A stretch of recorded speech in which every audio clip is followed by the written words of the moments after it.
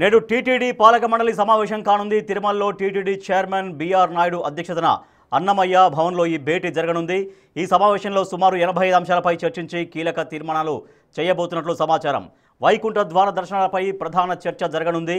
December 30న Vaikuntha Ekadashi, 31న ద్వాదశి పర్వదినాల సందర్భంగా దీనిపై కీలక నిర్ణయం తీసుకోనున్నారు. శతాబ్దాల సంప్రదాయం ప్రకారం 2 రోజుల లేక గత ప్రభుత్వం ప్రవేశపెట్టినట్లు 10 రోజుల పాటు వైకుంఠ ద్వారాలు తెరిచి ఉంచాలా అనే దానిపై నిర్ణయం తీసుకోనుంది బోర్డు.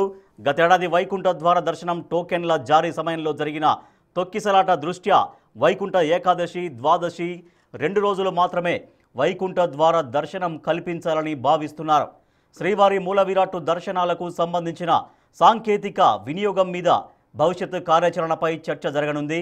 శ్రీవాణి దర్శన టిక్కెట్ల జారీలో మార్పులు తీసుకొచ్చే అవకాశం కనిపిస్తోంది.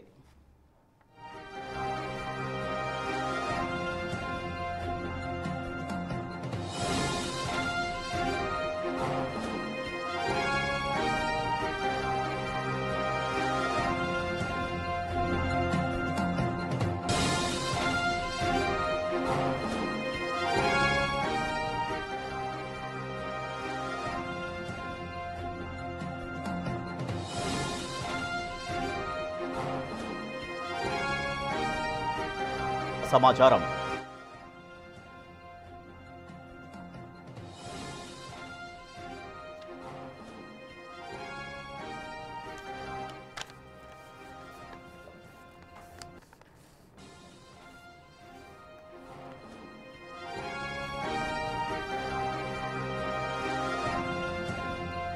టీటీడీ చైర్మన్ బిఆర్ నాయుడు అధ్యక్షతన టీటీడీ బోర్డు సమావేశం కానుంది. దీనిలో 85 కీలక అంశాలపైన చర్చించి ఒక నిర్ణయం తీసుకోబోతున్నారు.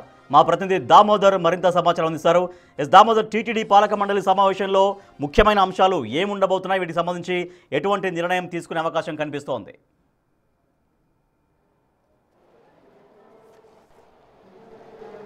రాజేష్, 100 అంశాలతో కూడిన అజెండాతో టీటీడీ పాలక మండలి సమావేశం ప్రారంభమైంది. 10:30కు ప్రారంభమైన ఈ సమావేశంలో ముఖ్యంగా ఏదైతే వైకుంఠ ఏకాదశికి సంబంధించి గతంలో 10 రోజులు ఉండేది, దాన్ని 2 రోజులు కుదిస్తూ నిర్ణయం తీసుకుంటారా లేకపోతే మరో 10 రోజులు కొనసాగిస్తారా అన్న విషయం మీద కూడా చర్చ నడుస్తుంది. దీంతోపాటు ఏదైతే పద్మావతి ఏరియాలో ఉండే గెస్ట్ హౌస్లు ఒక్కో గెస్ట్ హౌస్ ఒక్కో రేటు ఉంది.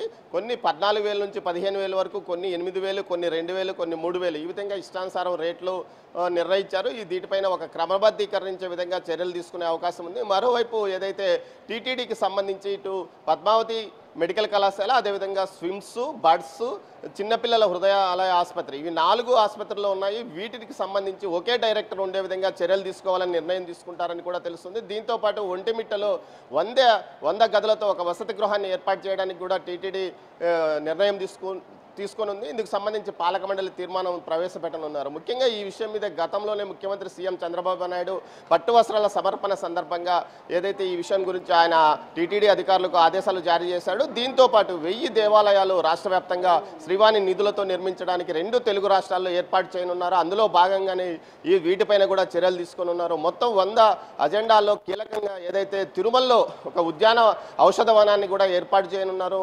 అయితే మొత్తం మీద ఈ విషయం తీసుకుంటే పరకామణి విషయం కీలకంగా ఉండే అవకాశం ఉంది.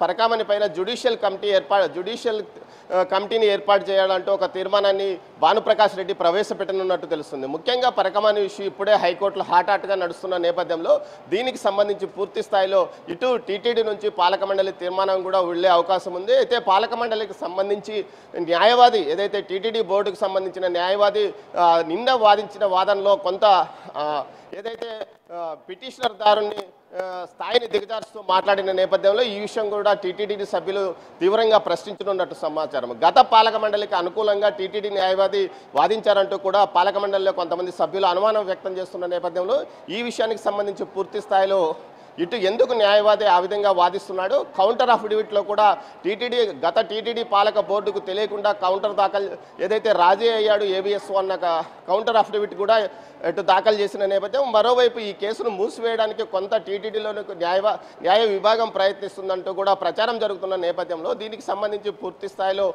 తీర్మానం పాలక మండలిలో చర్చ జరిగే అవకాశం ఉంది. మొత్తం మీద వైకుంఠ ఏకాదశి విషయంలో కీలకమైన నిర్ణయం తీసుకునే అవకాశం ఉంది. Rajesh, right, thank you Damodar. TTD పాలక మండలి సమావేశంలో ఇవాళ ముఖ్యమైనటువంటి అంశాలపైన చర్చ జరుగుతోంది. దీంట్లో వైకుంఠ ద్వారదర్శనానికి సంబంధించిన దానిపైన ఎట్లా అనుమతి ఇవ్వాలి, ఎప్పుడు అవి భక్తులకు అవకాశం కల్పించాలనే దానిపైన టీటీడీ పాలక మండలి చర్చిస్తోంది.